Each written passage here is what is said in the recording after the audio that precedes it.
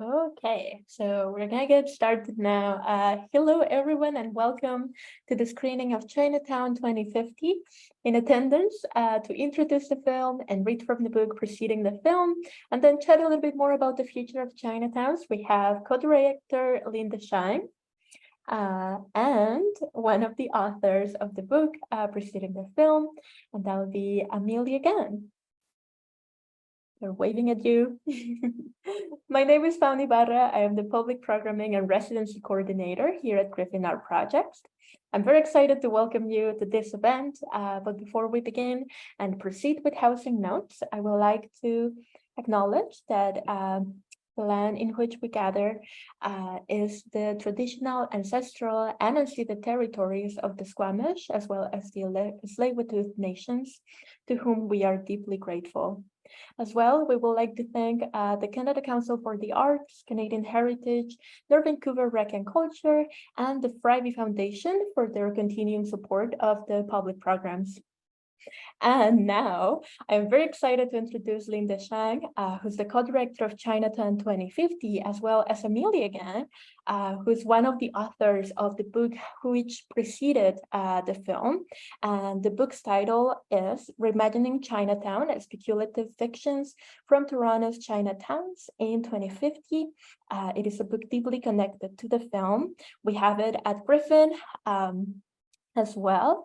And both Amelia and Linda will be talking all about it in a sec. So Linda, I will start by reading your bio. Linda Zhang is a registered architect, interior designer, and drone pilot, as well as an artist and educator. She's an assistant professor at the Waterloo University School of Architecture and a principal at Studio Pararaum in Toronto and Zürich. Her work is included in Griffin Art Projects' upcoming book, whose Chinatown examining Chinatown Gazes in art, archives, and collections, and also a book we're launching next week. I'll talk a little bit more about it at the end of the program. And then we also have Amelia Gan, who's one of the authors of Reimagining Chinatown, Speculative Fictions from Toronto's Chinatowns in 2050. It is a book that, as I said, is deeply connected to the film, which we're watching today. And Amelia is an architectural designer and researcher from Kuala Lumpur, Malaysia, whose work lies at the intersection of design, tools, and building material science. She holds a master's in design from Harvard Graduate School of Design, as well as a Bachelor of Architecture from Syracuse University. Linda, I'll pass it to you to introduce the film, and Amelia, I'll see you in a bit for the conversation. Thank you so much. It's so great to be here. I'm just going to give a little bit of an intro and context before we screen the film about the kind of larger project that this is a part of. I'm just going to share my screen. So this project began, well, there's multiple beginnings, but the version of the story I'll tell today is that it began in the pandemic during lockdown. So we organized a series of kind of community writing workshops to reimagine Chinatown 2050. And the first workshop we did was in April 2020. And it was really kind of responding to this moment where there was a lot of rising anti-Asian sentiment. But also in response to that, there was kind of a lot of, in the media and in the news, the ways in which the Chinatown community maybe was expected to respond to it, and this sort of like doubling down of like being more Canadian or being more American, being a model minority as a way to kind of respond to this othering and how we kind of negotiate this othering and then this desire for belonging. So it kind of emerges in this context, which is not new to Chinatown, has been part of its history since its beginnings over a century and a quarter ago, but were very much heightened in this time. And when we think about how this has played out in its spaces and its built environment, I always kind of return to this first instance of kind of Chinese American architecture. And this was for the World's Expo in 1893, where there was a Chinese theater pavilion. And at these expos, it's typical that many, many countries participate. But what you'll see on the map to the right side is that there was something called the White City, which is this whole area, if you can see my mouse on this right side. And then there's this like little narrow path that's attached that was called the Midway. And that's where all of the other countries, except for America, were placed. And they were organized from Black to white. And the Irish and German pavilions were like the closest, but yet not allowed in the White City. And you can kind of see there's a sort of caricature, self-strategic orientalizing nature to like the sort of model behavior it should have in its expression to fit in, very similar to how we were seeing how Asians should respond to anti-Asian hate during the pandemic. And it's important to note that this pavilion actually wasn't commissioned by the government. So typically these pavilions are paid for and funded by the governments of the origin countries, but the Qing government actually boycotted this pavilion, this particular expo this year, because it was the year after the Chinese Exclusion Act was like renewed. So this was actually funded and designed and organized by Chinese Americans. So it's the first instance where you have Chinese Americans sort of declaring their own identity through architectural expression. And we see that carry forward into our Chinatowns. And so San Francisco Chinatown, not long after, this is 1906, has an earthquake, and then there's a large fire that devastates Chinatown. And in its rebuilding and in its fight to be able to stay and not get displaced, it kind of adopts the same kind of over-gesturing, but a sort of model minority sort of way of behaving to kind of fit in and be able to like still have its place. And so it was sort of like against this context that these are all of the facilitators of the workshop. So the initial workshop was 10 community facilitators and 50 community writers. We wanted to kind of make a space that might offer a bit more of an expansion or a possibility to think about other kinds of futures, other kinds of behaviors, other ways in which we might rethink the present by imagining the future. And so we met on Zoom, very much like this platform, in April 2020. And we started with a kind of collective world building exercise where in facilitated groups, 2 facilitators, 10 community authors, in kind of breakout groups, we would kind of like imagine a world, a different world together in 2050. And a lot of the reimagining was centered on change. So the questions that were kind of asked were, who seeks change, who seeks to prevent change, and are there others in the world seeking different kinds of change?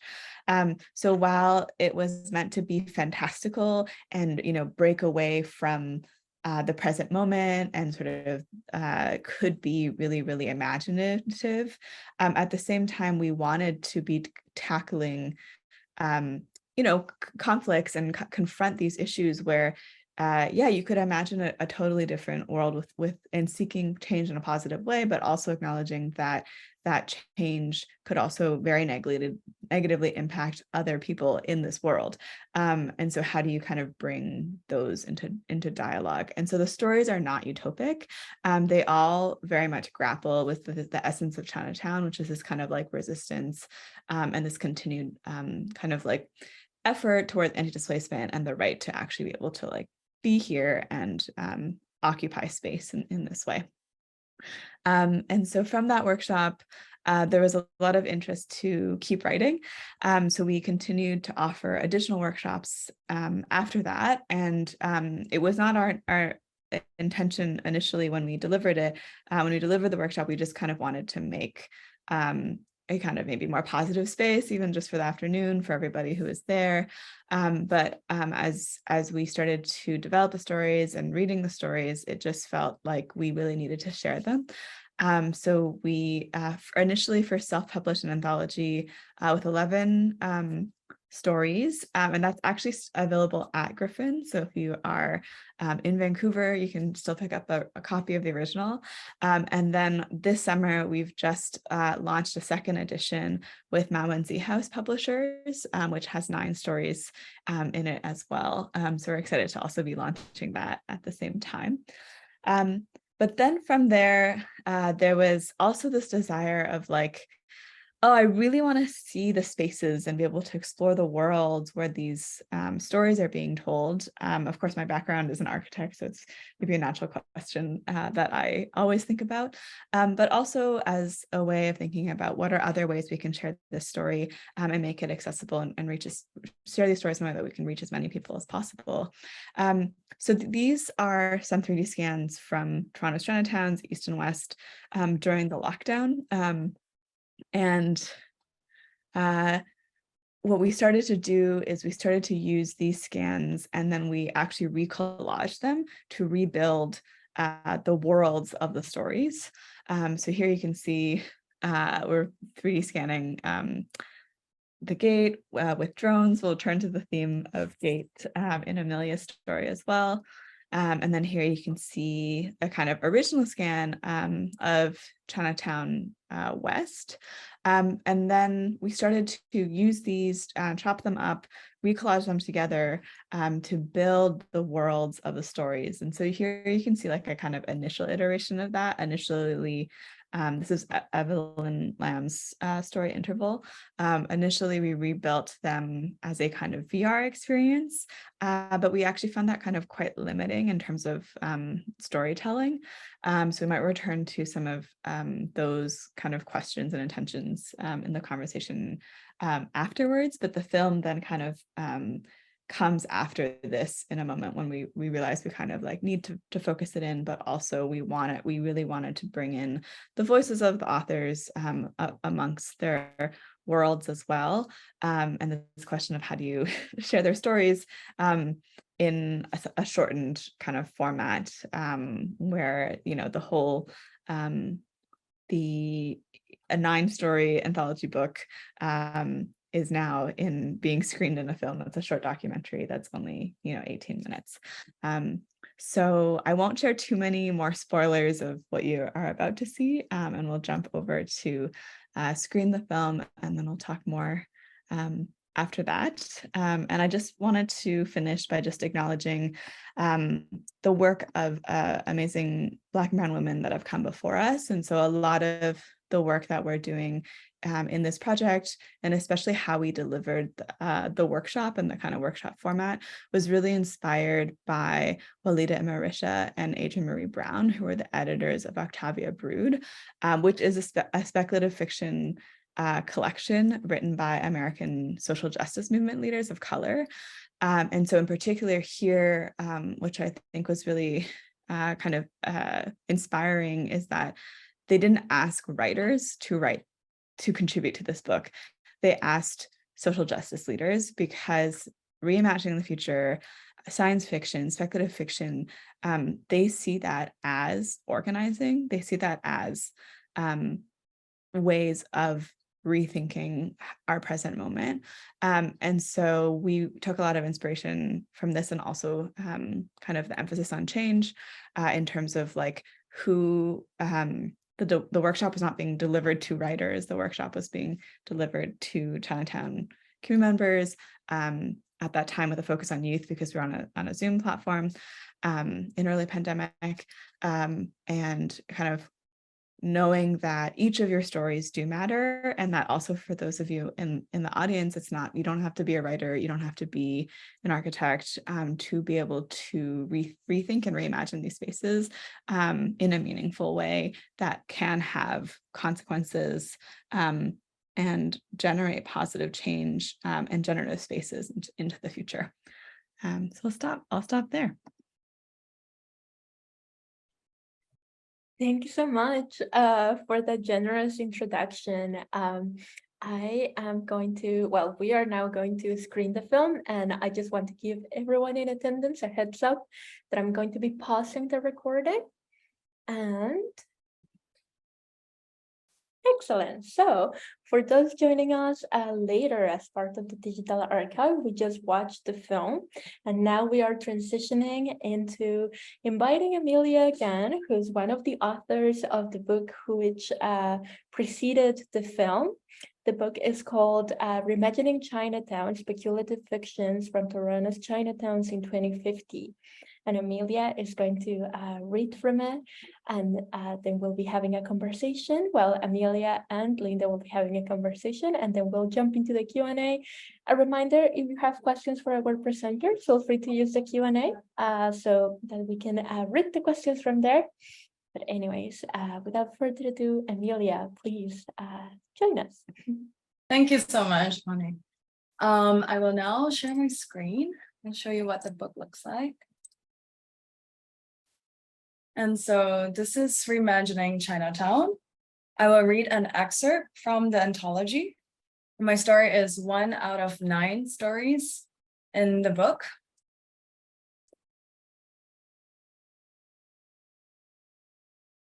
Here we have the introduction by Linda, excerpt by Eva Chu, and here my story, C for China Cloud. I'll read a short excerpt from it. I wake up and sink to sleep. 1. Scan relics again. 2. Inspect holographic gate. 3. Finish design schemes. As C reads to me my to-do list for the day, my body is distracted by the scent of warm lao sha bao. C has steamed my favorite salted egg custard buns at the exact temperature of 27.5 Celsius. Anything warmer than that, the insides will not achieve the Goldilocks runniness that I love. C has been with me for the last 5 years. C is anybody and anything I need. But at the same time, C is nobody and nothing. C is the Chinese dream. C is capitalism. C is communism.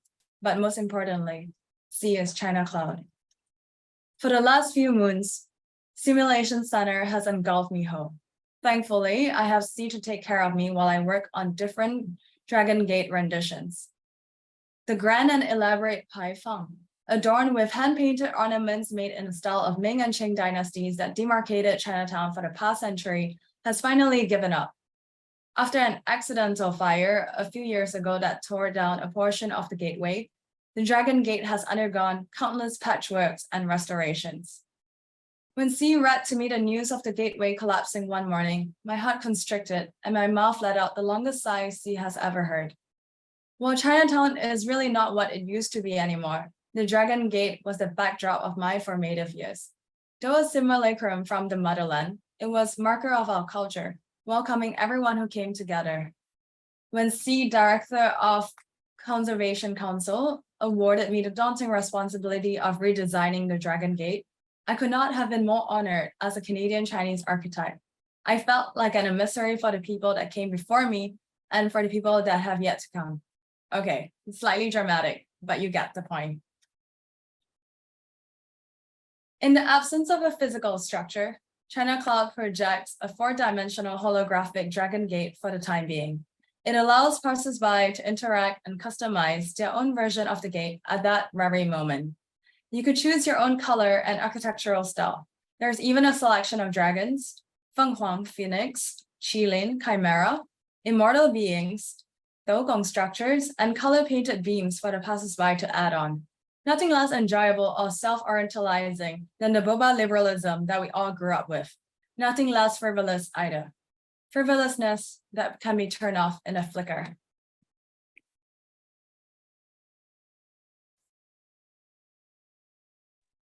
Thank you so much. Linda is joining us now, and I'm going to spotlight you as well.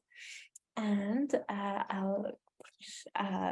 know you're about to have a conversation, so there you go. Thank you so much. And thank you for sharing that reading as well with the audience, Amelia.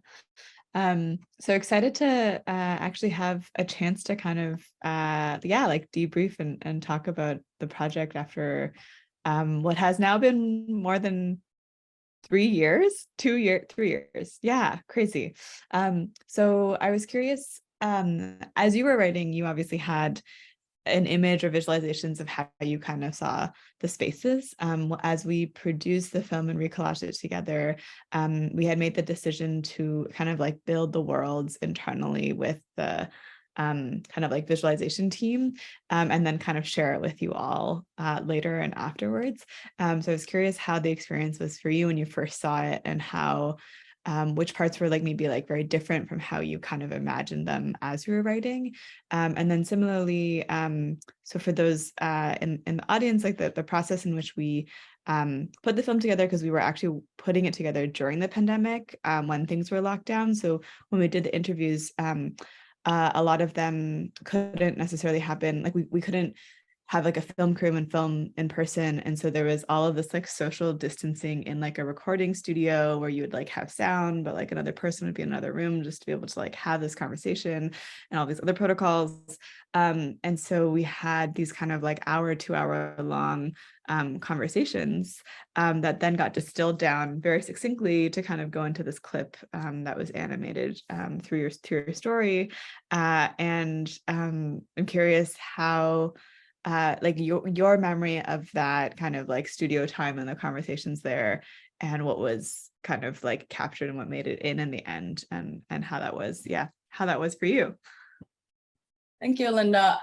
Firstly, I want to congratulate you and the entire team for making such a beautiful film for each one of these stories. I was so pleasantly surprised when I saw my part visualized. I think I'll start with the part that is different from what I had imagined. I think the mood was much more optimistic than I had written it. So this was April 2020, right? We're 2 months in the pandemic, lockdown, no one could go anywhere. And then we immerse ourselves in this world building activity just through words. So I think 2 months in back then felt quite long already. So funny. And so I think when I was writing the story, it was much more dystopic, and seeing the mood of the story was actually, I felt like the colors and everything was much more happier and optimistic than I had imagined, which was really nice. The fridge, I was a bit surprised about this conveyor belt thing. I think I had kind of imagined foresee like this nebulous AI thing who's taking care of the main character to just kind of magically restock the fridge, and like it's somehow built into the architecture. So I think the conveyor belt part was quite different from how I had imagined. But the gateway I thought was kind of similar to how I had imagined. Right, like so when I was writing the story, I had went on Google Earth, looked at all the Chinatown gates around the world.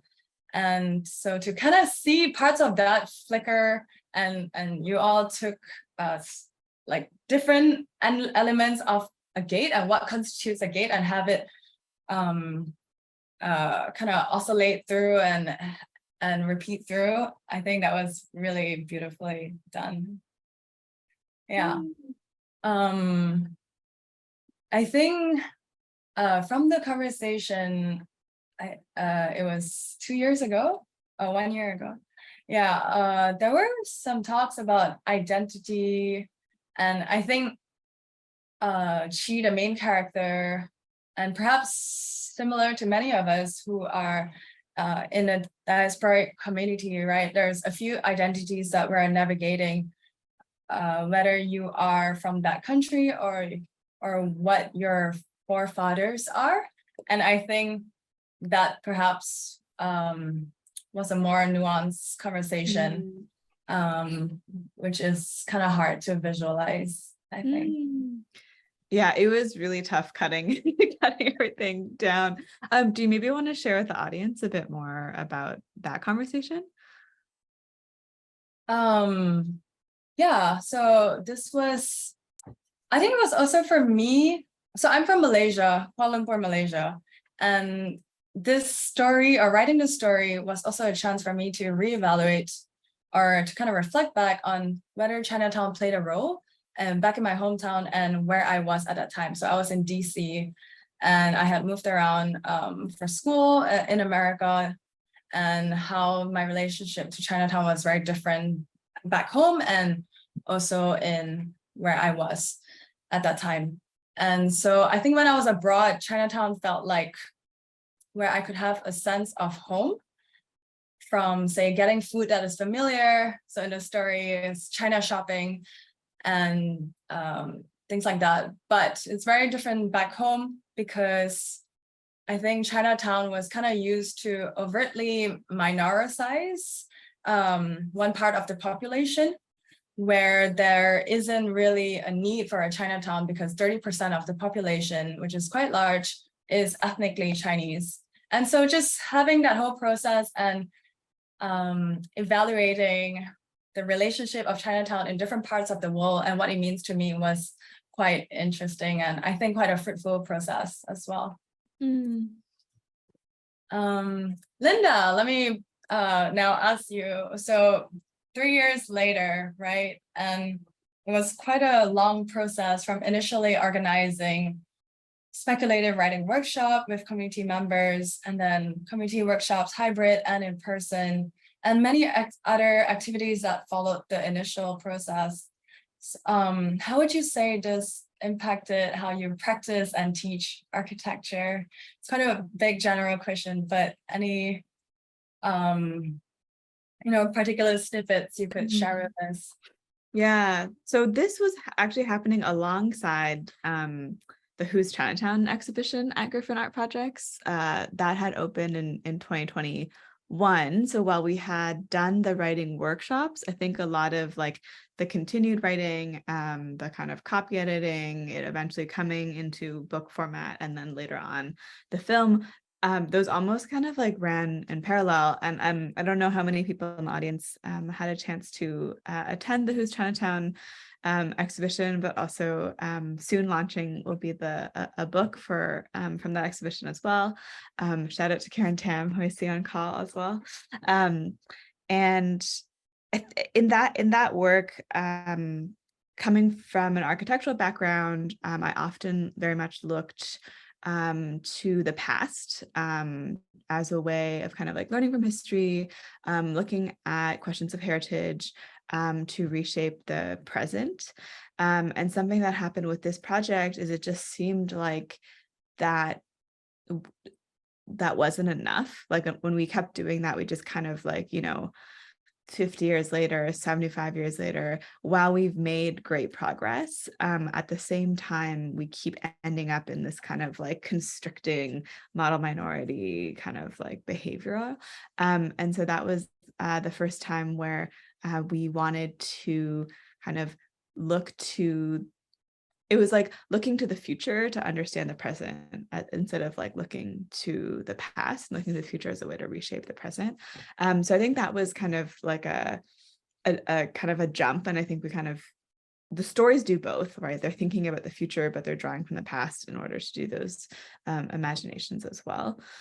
But I think also, yeah, like alongside that, I think for everyone in the kind of involved in different parts of the project, there's a lot of thinking about like, what does this space mean to me? Therefore, what does this space mean to community? And like, how would you even describe Chinatown? And as you just described in your like own personal history, like it's a very different thing to have, 30% of a population that should just be able to have the entire city as its being placed into Chinatown and being like kind of like forced into exclusion or othering in this way. And that's a really different thing than maybe like how we understand Chinatowns on the surface today. And I think also for some of the younger authors who participated, like I'm not sure that everyone was aware of the history, that's also how Chinatown started in North America, where it was like, you weren't allowed to live anywhere else. You could only live in this neighborhood. And it was like to kind of keep you out of sight and out of mind from the rest of society. And so kind of grappling with that being the history and even these forms of architecture that we celebrate now is like, oh, how nice it is that we can express our identity in this way, but then to learn that actually like that was something that was done early on because of all of the kind of like racism and exclusion that was happening. So how do you then relate to these forms and these symbols and this space that you both celebrate, but also has this contested history? So I think in yeah, like through reading the stories and through working in the film and thinking through this, like I mean, I think I learned a whole lot from all of the stories as well. I cried through reading a lot of them, and yeah, I think it's like an ongoing process of continuing grappling with that kind of contestation. It's sort of, yeah, it doesn't there's no simple answers, and that's the thing that's I think really beautiful about that space. But it's also like, how do we build ways of kind of considering that in our approaches as we kind of think about how we move into the future. Ooh, I'm adding myself to the conversation now, to ask the audience to join us as well. And yeah, feel free to type your questions in the Q&A box and I will be asking them. And to kickstart this section, I have a question for you. And Linda, you started touching on it in this last round, but you were saying that you were looking at the past to reshape the present, and that with this project, you are looking at the future also to reshape the present. And something that really touches me is this time capsule from the future that this project is, like approaching youth, asking them how they think this space is gonna and place is gonna look like in 2050. Have you, like, what are your thoughts on like looking back to the future? Like if you place yourself in a 2050 context, like with all of the things that might happen with the technology that has been developed, with the climate emergency, like how, when you place yourself mentally, of course at this time, to see Chinatown in 2050, what are you looking at? But yeah, what were some of the images that come from imagining that future that is the present? Yeah, I'm like, oh, I'm really curious what Amelia's answer to this is. But I'm like, wait, that was your story. I think for me, it's still, and I'm sure this is true for the authors as well, where like it changes day to day, right? Like there's times when I'm feeling more optimistic, and there's times when we've kind of like lost a number of battles in a short period of time, and you're kind of just like, oh my God. But today, when you're asking this question, I'm actually feeling rather optimistic.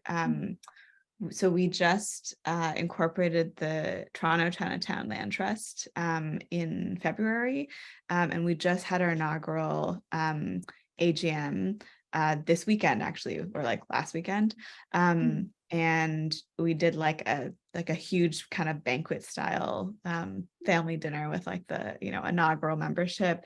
And that was really powerful. Like it at some point, someone else, one of the other kind of board members that we inaugurated in at that meeting, they kind of described like being able to feel all of the ancestors kind of present, that like, like you looked around the room and you could see 100 years of organizing in the room based on people who were organizing and doing labor organizing in like the 80s, the 60s, the daughters of organizers in the 20s, like everyone was present. And then at the same time, it was like this like immense feeling that like our ancestors were like there with us, that we were kind of continuing this work, and it almost that it was like beyond us, because I think sometimes as an individual you don't feel like you have much power to change things, but this kind of connection to like over a century of organizing, that that you're still here, this community is still here, and you kind of like feel them with you.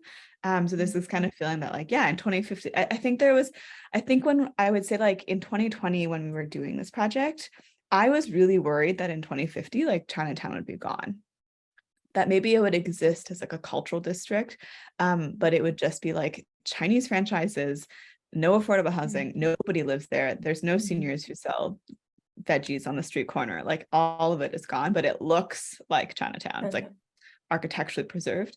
And that was like a real fear. And at the moment, I feel so much more positive. Like I feel much more optimistic that like we're here, we are forming as a collective, and we're going to ensure that people are able to stay in Chinatown, that people are going to afford to be able to be in Chinatown. And I think a lot of these stories grapple with that also. They kind of grapple with like, how are we going to deal with this displacement? But then also like the power we have in working together to stay as we have this whole time. Yeah, and maybe I might be confusing who shared this. I think it might have been you, Amelia, when you said that or was it Linda, when you were saying that you went to London and you saw the Chinatown in there, and it was like, this not livable. No, it's a sanitized version. Yeah, I think that was one of the other authors from the story Interval, and that was one of the first story that played in there, and you could see that it kind of like very much looked like a tourist site. And it's fun because in her first draft of that story, and it's not in the current story anymore, but in the first draft, she was like walking around the sanitized Chinatown, tourist Chinatown, and the main character stumbles upon a pigeon, and then it's like, wait, but all the pigeons were banned in Toronto like 20 years ago, so like, how is there a pigeon? And then the character like follows this pigeon, and that's why in the film you kind of see falling down this like chive stalk, and then you end up in this like other garden place where so there's this other kind of like back end of Chinatown that the public doesn't really see, but if you like know how to move through the back alleys, you get there and there's actually life, and there's garden, and there's pigeons, and there's kind of the messiness that is actually being in community. And so yeah, I always the pigeon got edited out, but I always love the pigeon. Even though in real life they can be quite a nuisance. Yes, thank you for giving pigeons the right dimension there. And yeah, and you said like this making community, and I'm curious to hear from you, Amelia. What is it to come to be part of this book? Because it seems like it's not just the coming together of stories, but the thinking through together to get those stories and to speculate and, you know, feel yourself being part of the future. And I really like what Linda said about like ancestors, like the coming together of ancestors with the new project you are a part of. But I also think of future ancestors, like looking at Chinatown like 2050, like the folks who wrote those stories will most likely be the ancestors at that point. So what are your feelings? What are your thoughts on this?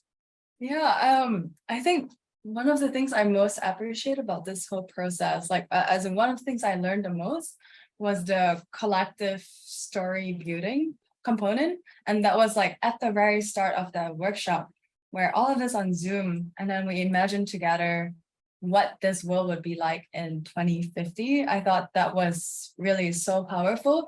And for me personally, right, how I practice architecture, I think it definitely influenced me in that way, where, right, moving away from the singular architect hero model, and how do we then come together with random people, right, on the internet at that time.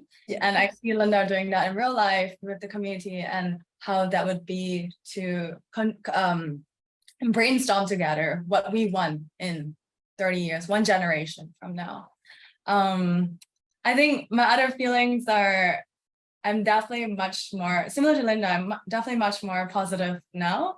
In the story that I had wrote back then, it was imagining a world, it was imagining Chinatown only existing in the virtual. So this China Cloud, right?